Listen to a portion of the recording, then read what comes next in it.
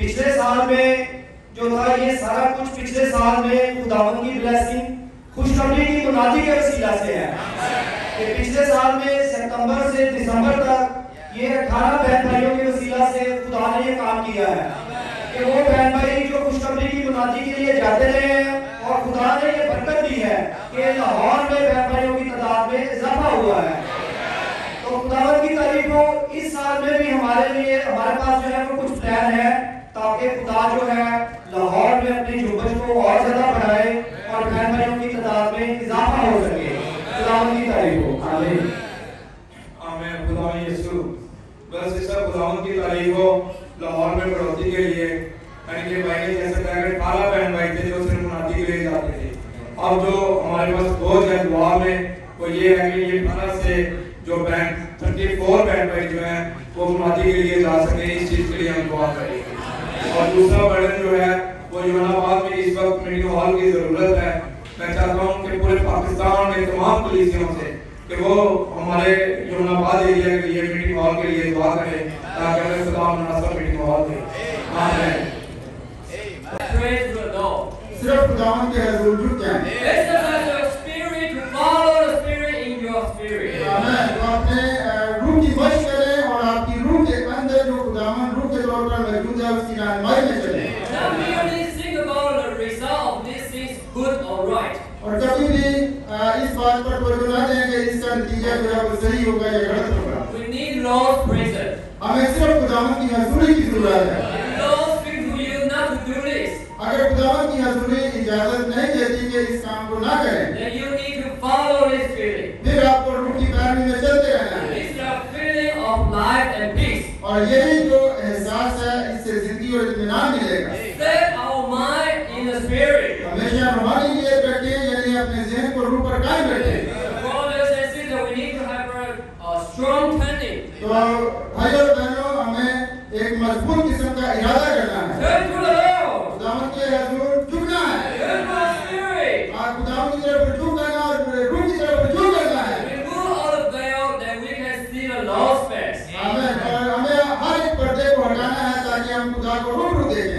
With the brother's help, I think now we know the word, the meaning of the kernel. तो जैसा कि अब हम इस लफ्ज़ कर्नल जो महासन है इसके मायने को जान गए हैं।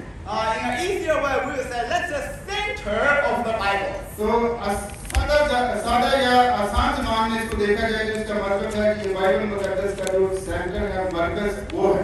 And we can say that's one of the important part in the Bible. हम कह सकते हैं बाइबल मुकद्दस में ये एक नहायत ही अहम हिस्सा है। So the center of the Bible has been revealed from chapter 5 through chapter 8 in book of Romans. आमीन। तो बाइबल मुकद्दस का जो मरकज़ है रोमियो 8 का, उसके 5 से 8 के अंदर ये सारा इसका इंकिशाफ किया गया है। And I think the brother just help us to see the center. तो भाई जो है हमारी सिर्फ मदद कर रहे हैं ताकि हम मिलकर इस मरकज़ को जानें और समझें और देखें। We must remember there are two lines in the Bible. तो हमेशा याद रखें कि बाइबल मुकद्दस के अंदर 2 सिलसिले हैं। One line is the line of life. और ये पहला सिलसिला ये जिंदगी का सिलसिला है। The other one is the line of death. और दूसरा सिलसिला मौत। भाइयों, आज के दिन हमें आपके बोझ से आजाद हो सकते हैं। क्योंकि आज के दिन हमारे हकीकी शोहर खुदा खुद है। हमें सिर्फ क्या करना चाहते हैं, हमें सिर्फ मसीह को इंतजार करने की जरूरत है। खुदा की तारीफ हो। आज के दिन हमारे पास कोई भी जिम्मेदारी नहीं, हमें सारी जिम्मेदारी खुदा को पेश किया। सिस्टर, अभी सीखने की जरूरत है। Actually, तब मैंने तय किया था खुद से उसका वजूद बहुत ही मजबूत है। वे सोचते हैं सब कुछ कर सकते हैं, घर में खुद सफाई कर सकते हैं, खाने को भी बना सकते हैं, मैं भी अपने बच्चों को फिक्र कर सकते हैं, मुनादी भी कर सकते हैं। लेकिन मेरा भाई आज के हम क्या करें? खुदा को इनके साथ रहना चाहते हैं। हर एक छोटी मामा में हम खुदा के पूछते हैं, खुदा में आप मेरा शुक्र है, क्या करने की जरूरत है? जब मैं अपने बच्चों को बात करेंगे वे क्या करना को चाहते हैं, और मेरा बात ये उसूल हमें महफूज करने की जरूरत है। हमें ऐसे ना सोचना कि हमने को कौन मजबूत है, सब कुछ कर सकते हैं। मेरा बाप हमें सिर्फ एक औरत है, हमें सिर्फ एक बीवी है। आज के दिन मसीह हमारा नया शोहर है, वो हमारे लिए सब कुछ कर सकते हैं। तो मेरा बाप मेहनत ना करे और तबे ना करे, हमें सिर्फ खुदा के पास आने की जरूरत है।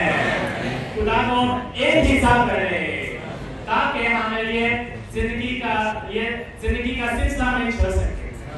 ठीक है, तो फिर अभी तक हमें भी समझते हैं कि हमारे दर्जा जो है सिर्फ एक बीवी है, तो हमें कैसे ही ये शादीशुदा की जिंदगी कैसे जी सकते हैं? ठीक है, हमारी रूह के साथ रहे। तो खुदावंद यीशु ना अभी ना सिर्फ आसमान पर है बल्कि हमारी रूह में है। हम कैसे खुदा से रब्ता कर सकते हैं? सिर्फ रूह की मदद करें, ये वही तरीका है, दूसरा तरीका नहीं। हम रूह में रहने की जरूरत है। और तीसरा पैगाम हमें बताता है अभी हम खुदावंद यीशु के साथ फेवर हुए। हम अभी एक फेवर शुदा जिंदगी गुजारना चाहिए। फेवर शुदा हम फेवर करने का मतलब ये है कि हम मसीह से अलग नहीं, अभी हम मसीह के साथ एक है। जब हम इधर जी रहा है, मसीह भी हमारे अंदर जी रहा है। हम अकेले नहीं, हम मसीह के साथ फेवर हुए। और अभी हम ये छोटा पैगाम देखें। ये पैगाम आज का पहला पैगाम है, ये पेज नंबर 16। वहाँ पे इसकी बात शुरू हो। भाई बहनों, हमें हर शहर में, मैं इस्लामाबाद की बात कह सकता हूँ कि हमने एक हदफ मुकर्रर किया है, गोल मुकर्रर किया। वो क्या है कि हम हर साल एक नया डिस्ट्रिक्ट शुरू करेंगे। और ये डिस्ट्रिक्ट को शुरू करने के लिए किस चीज़ की जरूरत है? हालेलुया। घरों में बैठ के अगर ठंड बहुत है या गर्मी बहुत है या बारिश हो रही है, घरों में बैठ के नादी नहीं होती। उसके लिए क्या जरूरत है? हम बाहर जाना चाहते हैं, बाहर जाए, दरवाजे खटखटाएं जाए बहन भाई से। आपने सुना है, पूछना चाहता हूँ कि कितने बहन भाई हैं जिन्होंने पहली दफा ये हमारी नेशनल कैथलिक कॉन्फ्रेंस टाइम की है? फिर हमारे से खड़े हो जो हम यहाँ पर बपतिस्मा याफ्ता बैठे हैं, हमें चाहिए कि हम अपनी जिंदगी में इसको जारी रखें। और जिस तरह हमने आज जिंदगी की सच्चाइयों को, रूहानी ग़िज़ा को लिया है, हमें चाहिए कि हम दूसरे बहन भाइयों में भी इसकी मुनादी करें कि बपतिस्मा असल में मसीह को पहनना है।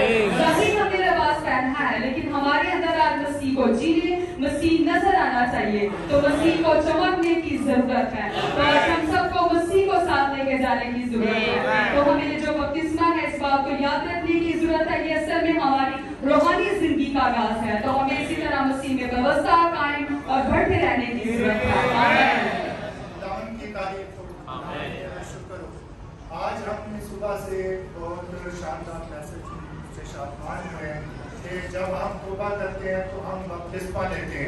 जब हम बपतिस्मा लेते हैं तो हमारी पुरानी इंसानियत दफन हो जाती है। और जब हम जी उठते हैं तो हम नए इंसान के तौर पर मसीह यीशु में जन्म लेते हैं और उससे शादमान होते हैं। हम खुदाए सालूत से बपतिस्मा लेकर मसीह में शामिल होते हैं। जब हम मसीह में शामिल होते हैं तो हमें उसके साथ चलने की भी जरूरत है, हमें उसके साथ शादमान होने की जरूरत है।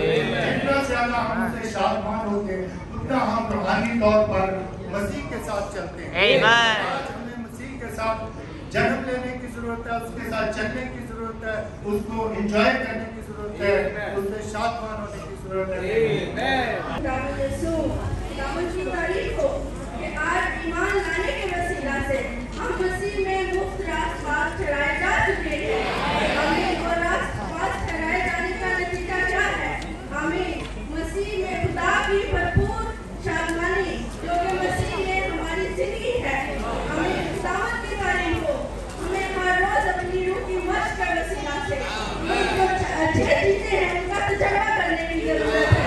पहला मोहब्बत, दूसरा इत्मीनान, तीसरा उम्मीद, चौथा इजलास, इसका तजर्बा करने की जरूरत है। और अपनी मुसीबत में फजल का तजर्बा करना है। पौलुस रसूल कहता है, तेरा फजल मेरे लिए काफी है। के इलाकों में भी काफी अच्छा खुदावंद का निजाम चल रहा है और खास तौर पर जो बर्डन है वो कुछ सनियाड़ी के बहन भाइयों के लिए हमारी एक डिस्ट्रिक्ट है यहाँ पर सनियाड़ी, जहाँ पर कुछ इलाकाई मामला की वजह से वहाँ से उस कॉलोनी को जो है वो उठाया जा रहा है। सो हमें उन मुकर्रसीन के लिए खास तौर पर दुआ करने की जरूरत है और उनकी रहनुमाई, उनकी गलाबारी करने की जरूरत है कि वो जहाँ भी जाते हैं उनका साथ देने की जरूरत है, उनमें खुदावंद की जिंदगी को उंडेलने की जरूरत है। फिर खास तौर पर हमारा इस दफा जो हदफ है